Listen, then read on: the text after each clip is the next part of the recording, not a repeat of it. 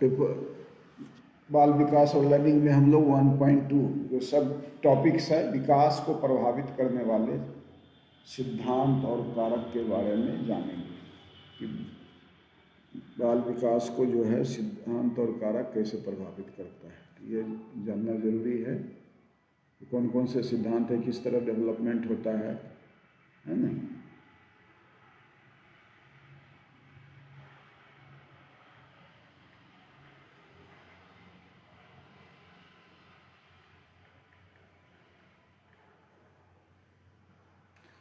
तो विकास हम लोगों ने वृद्धि को नहीं पढ़ना, हम लोग को विकास, ठीक है।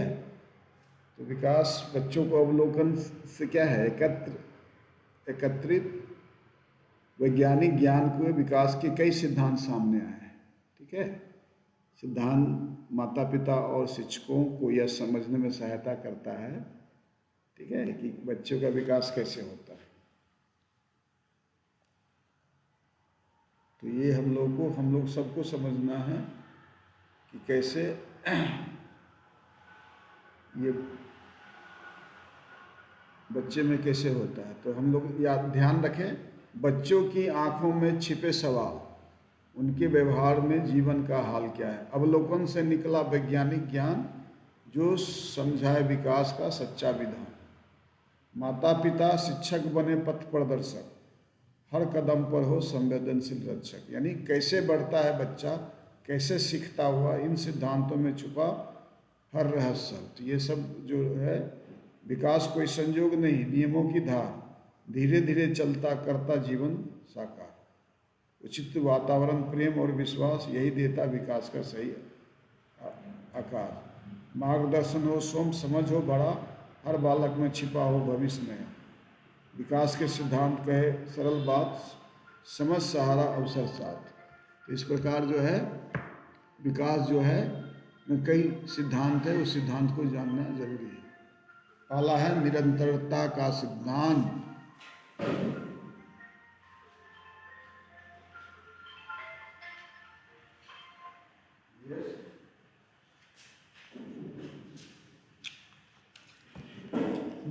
निरंतरता मतलब क्या है, लगातार। विकास एक प्रक्रिया है जो माँ के गर्भ में गर्भधारण से शुरू होता है और मृत्यु के समय तक जारी रहता है। यह कभी न खत्म होने वाली प्रक्रिया है। परिवर्तन भले छोटे मोटे क्रमिक और व्यक्तित्व के सभी आयामों पर जीवन में होते हैं, क्योंकि व्यक्तिगत भिन्नता का सिद्धांत होता है, ठीक है। प्रत्येक जीव अपने विशिष्ट रचना है। पहला तो हम लोग के लिए पहला क्या है सिद्धांत है कि निरंतरता का सिद्धांत। दूसरा व्यक्तित्व भिन्नता, हर प्रत्येक जीव अपने आप में विशिष्ट रचना है, एक कोई एक दूसरे से जो है मेल नहीं खाता है, ठीक है। प्रत्येक जो है जीव जो है रचना है, इसलिए एक दूसरे से मेल खाता नहीं है। तो इसको हम एक आप ही के घर में एक भाई बहन सब एक ही तरह माता पिता पालते हैं, लेकिन क्या है उसको अलग अलग तरीके से जो है बच्चे का स्वभाव अलग होता है, किसी का टेस्ट अलग होता है, ठीक है। तो बच्चे ये जो है ये जानना जरूरी है कि ये सिद्धांत है इंडिविजुअल डिफरेंसेस, सबका डिफरेंस जो है अलग अलग होता है। प्रत्येक जीव अपने आप में एक विशिष्ट रचना है, क्योंकि विकास क्या है, सतत प्रक्रिया का सिद्धांत है। विकास ऐसी प्रक्रिया जन्म से मृत्यु तक चलती है, पहला हम लोगों ने बताया, ठीक है। शारीरिक, मानसिक, भावनात्मक। हेलो मोटो।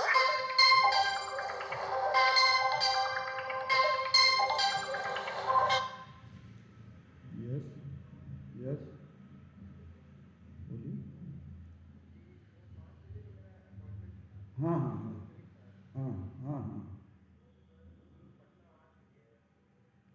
आप उसी समय आइएगा, जो टाइम दिया गया उसी समय आप आइएगा। तो इस तरह व्यक्तिगत भिन्नता का सिद्धांत है। प्रत्येक जीव अपने आप में एक विशिष्ट रचना है, इसलिए सबका डिफरेंसेज है, सब अलग अलग है, प्रत्येक व्यक्ति अपनी संरचना, क्षमताओं और अनुभव में क्या होता है, विशिष्ट होता है। इसलिए विकास गति स्वरूप हर व्यक्ति में अलग अलग होता है। उदाहरण के लिए हम सभी बच्चे बैठना, रेंगना, चलना सीखते हैं, लेकिन इन गतिविधियों को क्या होता है,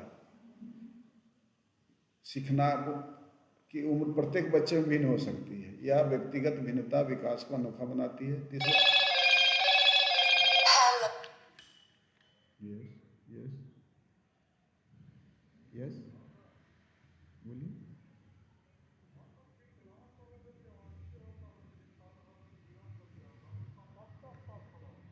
अच्छा ठीक है, अब व्हाट्सअप कीजिए, हम अभी क्लास ले रहे हैं, अभी बात नहीं हो पाएगी।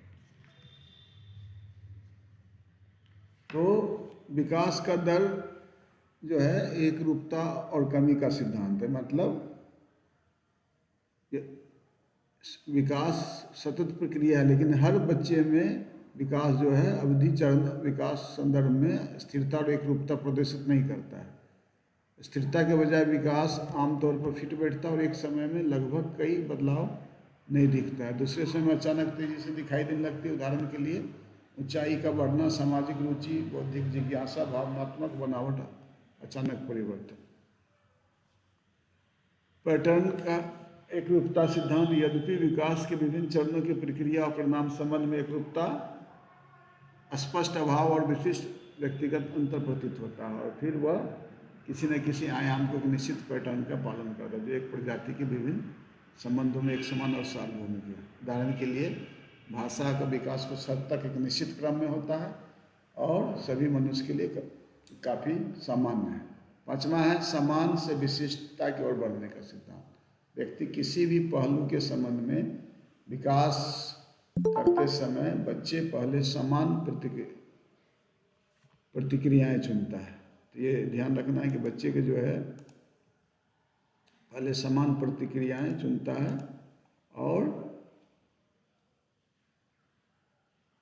उसके बाद प्रदर्शित करें, बाद में विशिष्ट और लक्ष्य निर्देशित प्रतिक्रियाएं दिखा। उदाहरण के लिए एक बच्चा समान यादृच्छिक गति से अपने बाँह को लहराना शुरू करता है, बाद में समान मोटर प्रतिक्रिया या विशिष्ट प्रतिक्रिया जैसे पकड़ने तक बाहर पहुंचने में परिवर्तन होता है।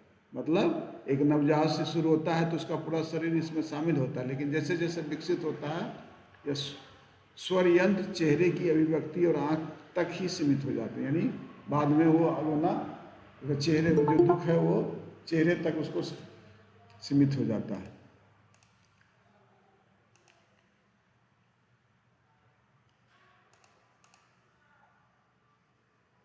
क्योंकि वो विकास होता है, उसकी दर्द और अपने भाव व्यक्त करने की जो है परिवर्तन हो जाता है।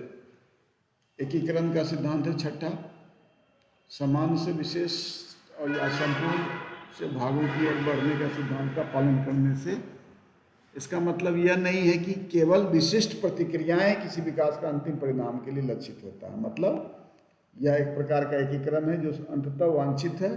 यह संपूर्ण और उसके हिस्से के साथ साथ विशिष्ट और समान प्रतिक्रियाओं का एकीकरण है जो बच्चे के उसके व्यक्तित्व के विभिन्न पहलुओं या आयामों के संबंध में संतोषजनक ढंग से विकसित करने में सक्षम बनाता है। अंतर संबंध का सिद्धांत मतलब किसी की वृद्धि और विकास विभिन्न पहलू आपस में जुड़े हुए हैं। विकास की क्रमिक और सतत प्रक्रिया के दौरान किसी न किसी आयाम में जो हासिल किया जाता है या नहीं हासिल किया जाता है निश्चित रूप से अन्य आयामों में विकास को प्रभावित करता है। यानी प्रत्येक स्वस्थ शरीर में स्वस्थ मन और भावनात्मक रूप से स्थिर और सामाजिक रूप से जागरूक व्यक्तित्व का विकास होता है। दूसरी ओर अपर्याप्त शारीरिक या मानसिक विकास के परिणाम स्वरूप सामाजिक या भावनात्मक रूप से कुसमायोजित व्यक्तित्व हो सकता है। इसका मतलब शिक्षा के सभी प्रयास हमेशा किसी व्यक्तित्व के सभी पहलुओं को सामंजस्य, वृद्धि और विकास को प्राप्त करने की दिशा में निर्देशित होते हैं। इसीलिए हमको एक दूसरे को समझना है, अपने साँचा में दूसरे को नहीं डालना है। हर का अलग अलग है तरीका पढ़ने का, सीखने का, समझने का।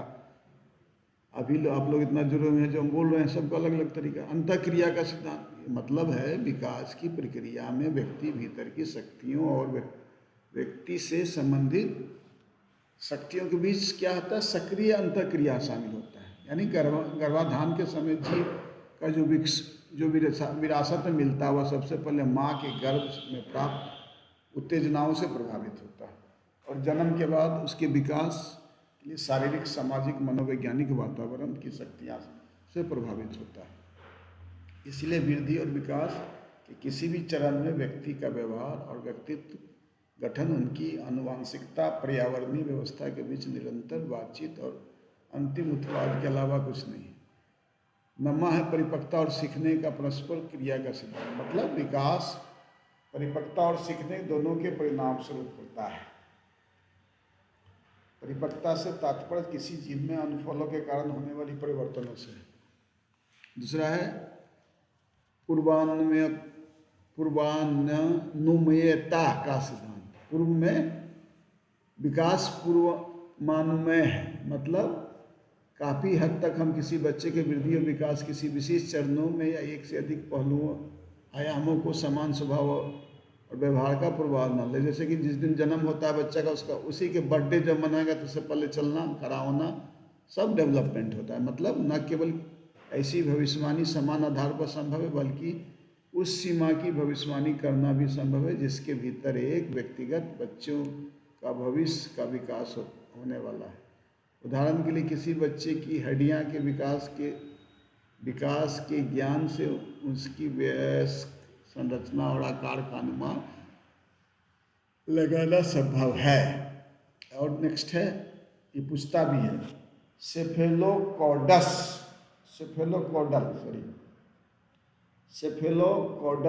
या प्रॉक्सिमोडिस्टल प्रवृत्तियों का सिद्धांत। मतलब विकास के क्रमबद्ध क्रम और दिशा को बनाए रखने में सेफेलोकॉडल और प्रॉक्सिमोडिस्टल प्रवृत्तियां का पालन किया जाना पाया जाता है। सेफेलोकॉडस का प्रवृत्ति के अनुसार विकास अनुदैर्ध्य अक्ष की दिशा में आगे बढ़ता है, अर्थात सिर से पैर तक अक्षीय। सेफेलोकॉडल यानी पहले बच्चे का सिर और बाँह फिर अपने पैरों को नियंत्रण हासिल कर लेता है। प्रॉक्सिमोडिस्टल प्रवृत्ति के संदर्भ में विकास निकट से दूर की ओर बढ़ता है। दैट मीन्स प्रॉक्सिमोडिस्टल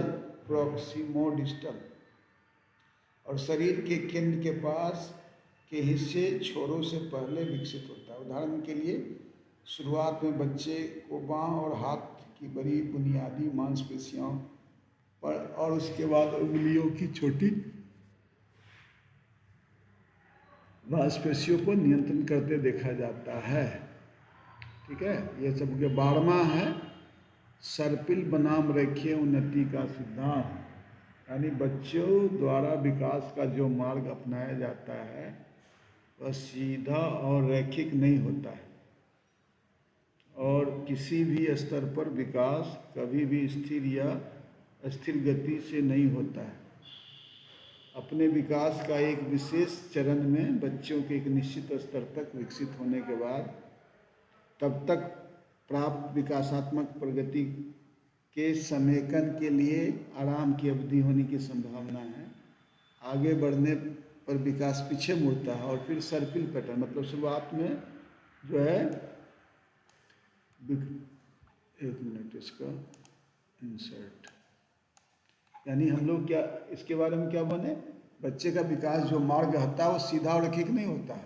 कभी किसी स्तर पर विकास स्थिर होता है, कभी जो है गति या स्थिर गति से नहीं होता। विकास विशेष चरणों में एक निश्चित स्तर तक विकसित, बाद में तब तक प्राप्त विकासात्मक प्रगति को समेकन के लिए आराम की अवधि की संभावना। आगे बढ़ने पर विकास पीछे मुड़ता है और फिर सर्पिल पैटर्न में आगे बढ़ता है, सर की तरह टेढ़ा मेढ़ा टेढ़ा मेढ़ा टेढ़ा मेढ़ा, ऐसा। तो हम लोग इसका अभी हम लोग फिर से जो आपको पढ़ाए हैं उसको हम लोग विकास का डेवलपमेंट के बारे में जो है आपको बताएंगे कि किस तरह जो है विकास क्या क्या है। ये निरंतरता का सिद्धांत है, मतलब विकास जो है माँ के गर्भ से शुरू होता है, जब तक जिंदा है तब तक विकास होता है।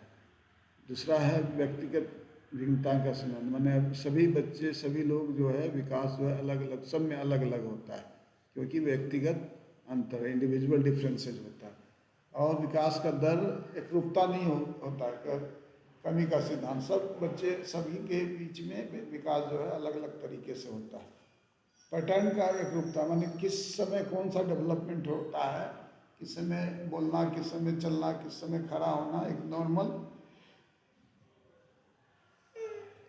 चाइल्ड डेवलपमेंट जो है पैटर्न के एकरूपता का सिद्धांत को फॉलो करता है। इसके बाद समान से विशिष्ट की ओर बढ़ने, मतलब व्यक्ति किसी का समान विकास करते समय बच्चा पहले प्रतिक्रिया समान होता है, फिर वो धीरे धीरे विशिष्ट प्रतिक्रिया, जिसका एग्जाम्पल हमने दिया था कि बचपन में कोई माँ मारती है तो बच्चा रोने लगता है, लेकिन बाद में जब उसको रोना है तो वो चेहरे और मन के भीतर से अपने पर इमोशन पर कंट्रोल करता है। दूसरे एकीकरण का सिद्धांत समान से विशिष्ट है, या मतलब केवल विशिष्ट प्रतिक्रिया ही नहीं बल्कि अंतिम परिणामों तक लक्षित है। इसका मतलब है एक प्रकार का एकीकरण है जो वांछित है, यानी हिस्सों के उस संपूर्ण और उसके हिस्सों के साथ साथ विशिष्ट और समान प्रक्रियाओं का एकीकरण होता है। अंतर संबंध का सिद्धांत हम लोगों ने पढ़ा, जिससे कि एक दूसरे से जुड़ा हुआ है, उससे शरीर स्वस्थ शरीर में स्वस्थ मन का जुड़ा है, यानी अगर उसका भावनात्मक रूप से स्थिर और सामाजिक रूप से जागरूक व्यक्तित्व का विकास होता है, तो अंतर संबंध एक दूसरे से जुड़ा हुआ है। अंतःक्रिया का सिद्धांत हम लोगों ने देखा कि प्रत्येक व्यक्ति के भीतर अलग अलग भीतर जो है शक्ति और व्यक्तित्व से संबंधित शक्तियाँ के बीच सक्रिय अंतःक्रिया होता है। जैसे कि जब डेवलपमेंट होता है तो माँ के गर्भ से जो उत्तेजना प्राप्त होता है, ये जो इन्वायरमेंट से जो होता है सिर्फ आनुवांशिक नहीं, पर्यावरणीय प्रभाव भी जो है विकास पर प्रभाव पड़ता है। परिपक्वता और सीखने का परस्पर सहयोग, विकास का क्या है, परिपक्वता और सीखने का दोनों ही परिणाम स्वरूप होता है। परिपक्वता से तात्पर्य जीव में अनफॉलो के कारण होने वाली परिवर्तन से है।